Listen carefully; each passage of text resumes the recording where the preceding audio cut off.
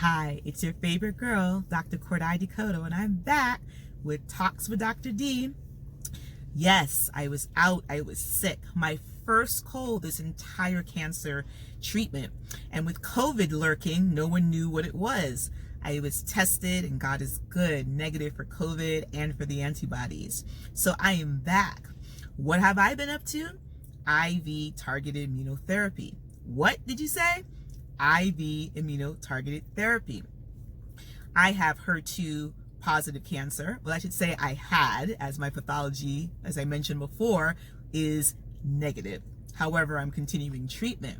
That treatment that I began was called TCHP. The HP portion is known as Herceptin Perjeta, and that helps target the cells, or the HER2 cells that are erratic, and kill them with a 1-2 punch. So I do that once every 3 weeks. That's continued for 1 year, which will end for me this December. In addition to that, you know, I'm on the tamoxifen, which I absolutely hate, and the combination has given me nausea in the morning. Side effects of immunotherapy can be joint pain, it can be nausea, vomiting, even cardiac disruptions.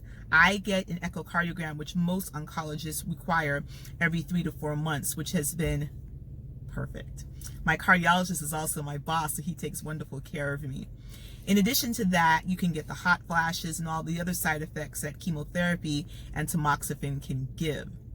But I look at it as 1 day at a time.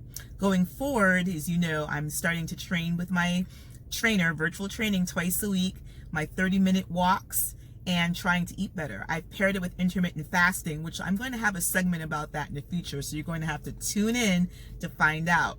And this is day 1 for me being back on intermittent fasting, doing 16 hours of fasting and an 8-hour window of eating.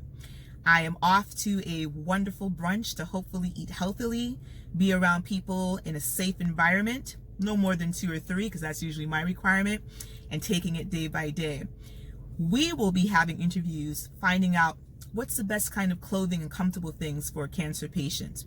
What kinds of foods should we be eating? How do we feel as our body changes and we're thrown into menopause? How do we feel with working out? What are the best types of exercise for someone in remission? And much, much more. So stay in touch with KD Styling. Stay in touch with Talks with Dr. D.